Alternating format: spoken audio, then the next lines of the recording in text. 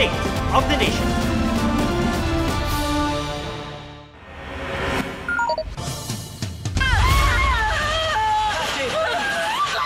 Dalawang buhawi at isang ipo-ipo ang nagdulot ng takot sa mga taga-Dumangas, Iloilo. Sa Barangay Patlad, 3 bahay ang sinira ng buhawi. Nagtagal daw ito ng 10 minuto. Sa gitna ng Dumangas at isa ng Guimaras naman namataan ang ipo-ipo na nabuo sa dagat. Wala namang naitalang nasaktan. May namataan ding ipo-ipo sa Lapu-Lapu City sa Cebu. Ayon sa Pag-asa, parehong nabubuo tuwing may severe thunderstorm ang buhawi sa lupa at ipo-ipo naman sa dagat. Sa kabila ng total ban sa mga pogo sa bansa, isang umano'y pogo hub ang nabisto sa Taguig. Mahigit 100 empleyadong dayuhan at mga Pilipino ang naaresto. Yan ang exclusive report ni Nico Wahe.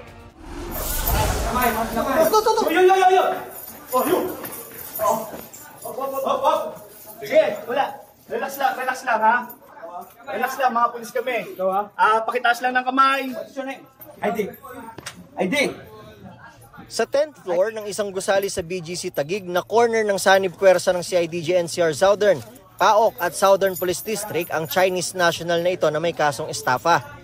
Actually, itong Chinese na to, minomonitor namin to ng mga about almost a week.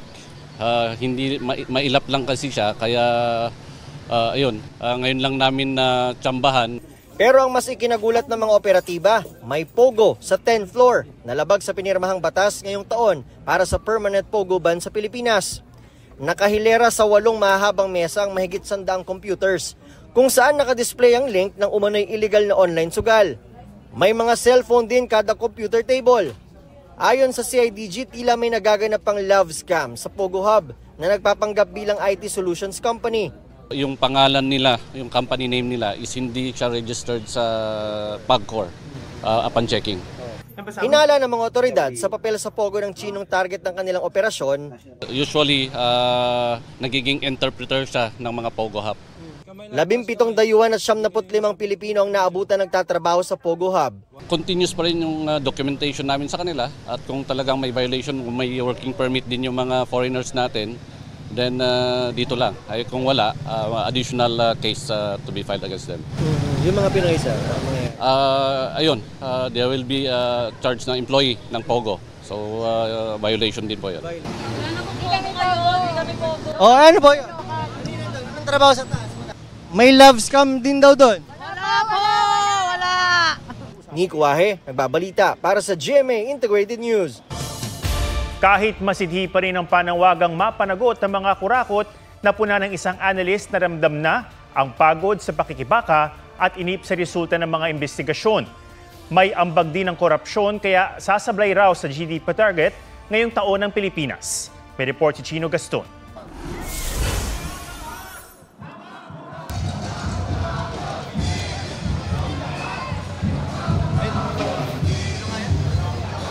Tila revolusyon ng henerasyon ngayon ang mga protesta kontra katiwalian gaya kahapon na itinaon sa kaarawan ni Gat Andres Bonifacio, ang ama ng himagsikan. Pero di gaya sa nangyaring pagsiklab ng karahasan malapit sa Malacanang noong September 21, hindi nagkagulo sa mga pagkilos kahapon na mahigpit na binantayan ng mga otoridad. 100% po na walang nasaktan, walang acts of violence, walang hooliganism, walang anarchy. Your cooperation, your orderly conduct, and your respect for the security guidelines greatly contributed to the peaceful outcome of the event. Kumpara sa anti-corruption rallies noong September 21 at sa mga pagtitipon din noong September 16 to 17. Tulong na yan!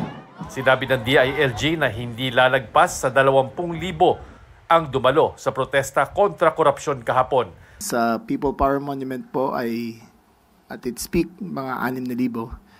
Sa Luneta ay 3,000. Sa Liwasang Bonifacio ay 1,000, 800 to 1,000. At its peak sa Menjola on the first wave ay 2,000. And second wave ay 200. So meron pang ibang mga scattered all around Luzon and Cebu and other places. Ang bilang naman ng PNP, nasa 70,000 ang nakiisa sa iba't ibang lugar sa bansa. Iisa man ang sigaw sa mga kilos protesta mula pa noong Setyembre, may pangamba naman ang ilang lumahok kahapon. What scares me the most is this. Many are starting to forget why we are angry. And every time we stay quiet, corruption wins. And when corruption wins, yung mga nakaupo lang ang nananalo. Sila na ang nabubusog. Sila ang nakakauwi sa mga mansyon sa Amerika. Sila ang nakakabili ng designer bags. Habang ang taong ng bayan lumulubog sa baha, sa utang at sa kahirapan, walang magmamove on hanggat walang nananagot. Ang basa rito ng isang analyst, baka sadyang napapagod na rin ang masa sa kakarali. Yung tinatawag na rally fatigue.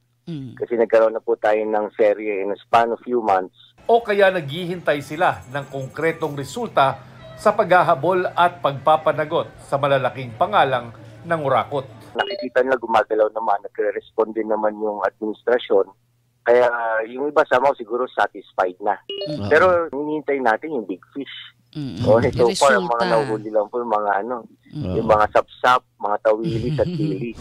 Kahit mga negosyante at dayuhang interesadong mamuhunan sa Pilipinas, nawawalan umano ng kumpiyansa dahil sa katiwalian sa bansa. Yan ang isa sa mga dahilan kaya ayon sa Department of Economy, Planning and Development o DepDev, sablay ang pagkamit ng Pilipinas sa economic growth target ngayong taon na 5.5 to 6.5%. Chino Gaston nagbabalita para sa GMA Integrated News. Nasa Portugal umano si dating Congressman Zaldico na isa sa ipinaaresto kaugnay sa substandard flood control project sa Oriental Mindoro. Handa namang humarap sa Independent Commission for Infrastructure ang idinadawit ni Ko sa budget insertions na si Pangulong Marcos. May report si Joseph Moro. Kinalawit, pinukpok at talagang pinanggigilan ng mga nagrally kontra korupsyon kahapon ang effigy ni na Pangulong Marcos at Vice President Sara Duterte. Tila sila raw ang mukha ng katiwalian sa kasalukuyang administrasyon. Kahit si Pangulong Marcos mismo ang nagbunyag sa mga kinurakot at guni-guning flood control project, idinawit naman siya ni dating Congressman Zaldico sa pagsisingit ng 100 billion pesos sa 2025 national budget. Itinanggihan ng Pangulo sabay hamon kay Ko na umuwi para patunayan ang bintang. Sa pag-iimbestiga ngayon ng Independent Commission for Infrastructure o ICI sa mga manumalyang proyekto, sabi ng palasyo, handang humarap si Pangulong Marcos kung ipatatawag basta may ipresentang ebidensya laban sa kanya. Is the President willing to appear before the ICI if there will be evidence that will link him to those issues? Ang ICI po ay isang independent commission. Kung ano po ang maibibigay sa kanilang maliwanag na ebidensya, wala naman pong pagtututol ang Pangulo dyan.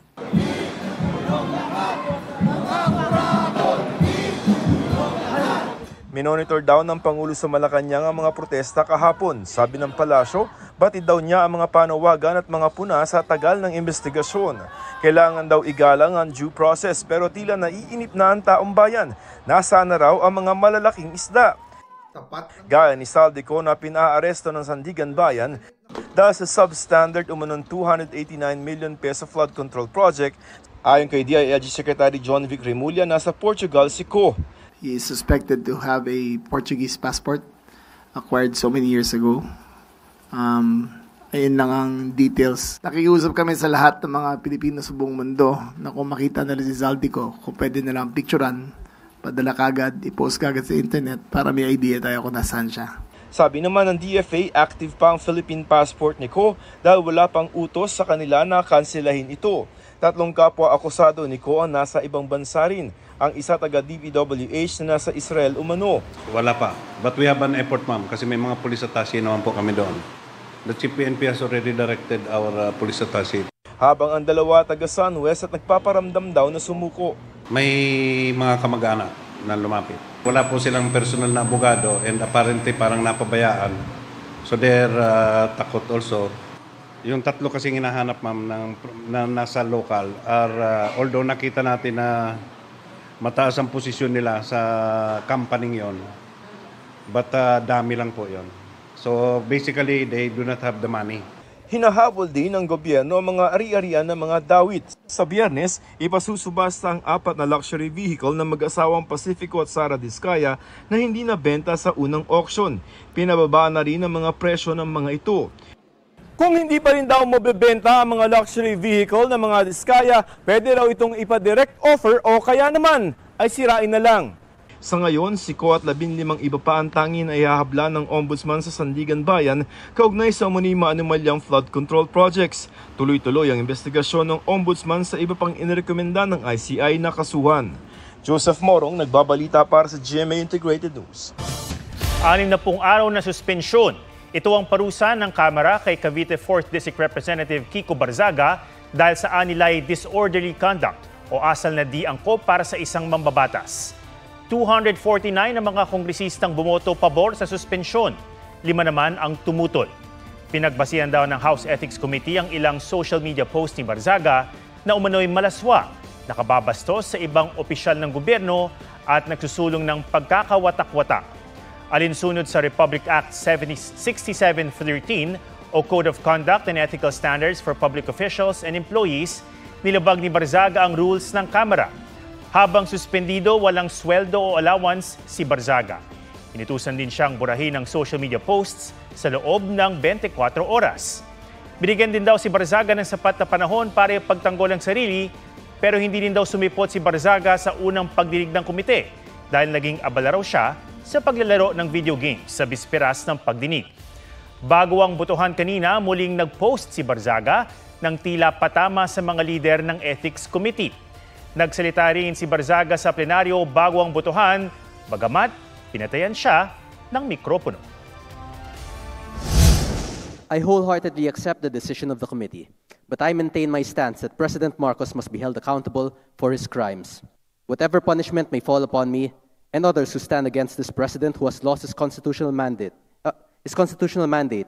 of serving the people is inconsequential in relation to the amounts of lives and futures that will be saved when President Marcos leaves Malacanang. It took the deaths and imprisonment of hundreds of thousands to bring Marcos Sr. to Point of order, Mr. Speaker. My punishment is only the beginning of our fight against the... Mr. Speaker, may we recognize Chairman Abalos?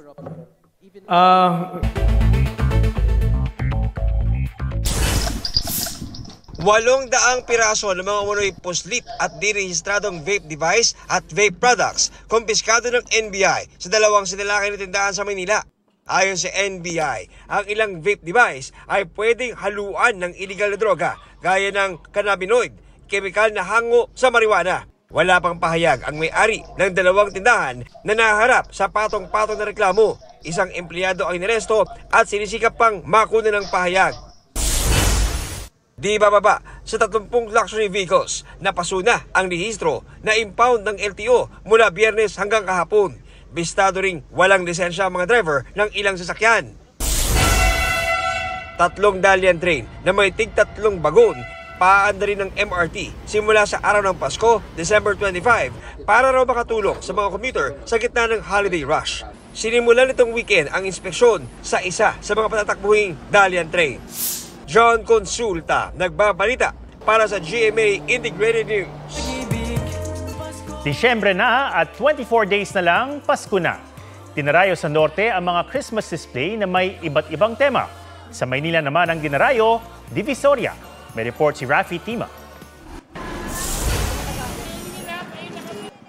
Ang Divisoria na isa sa takbuhan sa pamimili ng regalo, abalang-abala na. Karamihan sa namimili ngayon, puro personal items pa lang ang hanap. Ano lang po yung nakita kong kailangan. Yun So, hindi pa po ito yung mga pamasko? Hindi pa. Kailan mo kayo bibili nun? Hindi ko alam po kung kailan. Nagkakanbas din pa ako ng pangtinda. Pansin daw ng ilang nagtitinda na bagyang dumami na ang namimili.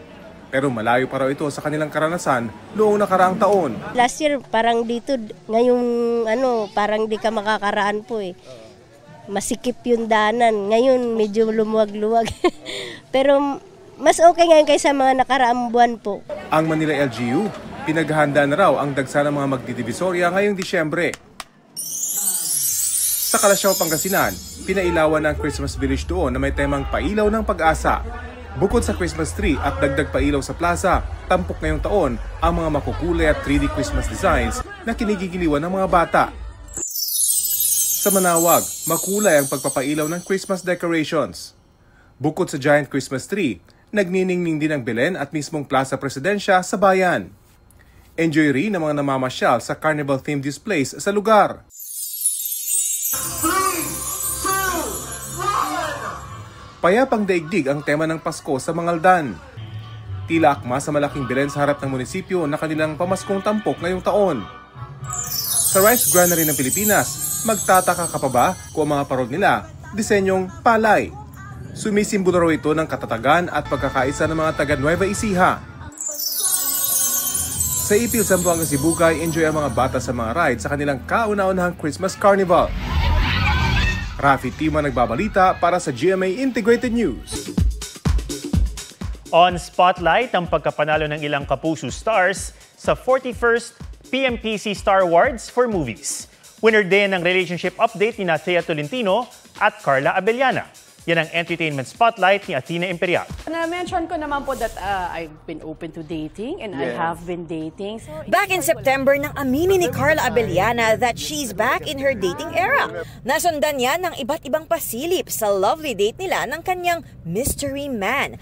Hanggang sa ngayong araw, ginulat ng Kapuso actress ang fans sa tila pa-soft launch na ng kanyang engagement with a shining, sparkling ring. Speaking of engagement, ibinahagi ni Sparkle star Thea Tolentino ang wedding proposal sa kanya ng non-showbiz boyfriend.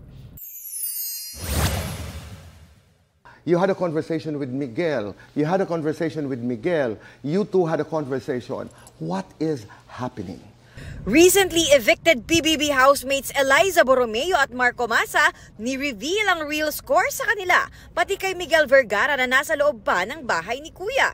Open naman po talaga ako dun na sinasabi ko na ginaghost po ako ni Miguel. Lulubog nilitaw po si Miguel. So hindi ko po alam kung dapat ko pa po ba siyang gustuhin or hindi na. May kinalaman ba doon sa pagkabawasan ng pagtingin mo kay Miguel, yung pagdating ni Marco? Wala po. Nilinaw naman ni Marco na maayos ang relasyon nila ni Miguel. Inamin din niya ang feelings niya kay Eliza. I won't deny the fact na she really is a safe space of mine. I'm still continuing to get to know her. Naging open din naman po ako sa loob ng bahay na special po sa akin si Marco. And yung friendship po namin, pinag-iingatan ko rin po yun. Maagang Christmas gift naman kay Dennis Trillo. And the star for Movie Actor of the Year goes to Dennis Trillo for Green Bones. Isa si Dennis sa mga nanalo bilang Movie Actor of the Year sa 41st PMPC Star Awards for Movies. Si Dennis din ang Male Star of the Night Award. New Movie Actor of the Year, si Kapuso star Will Ashley for Balota. Athena Imperial nagbabalita para sa GMA Integrated News. At yan po ang State of the Nation para sa mas malaking misyon at para sa mas malawak na paglilingkod sa bayan. Ako si Ato Maraulio mula sa GMA Integrated News, ang News Authority ng Pilipino.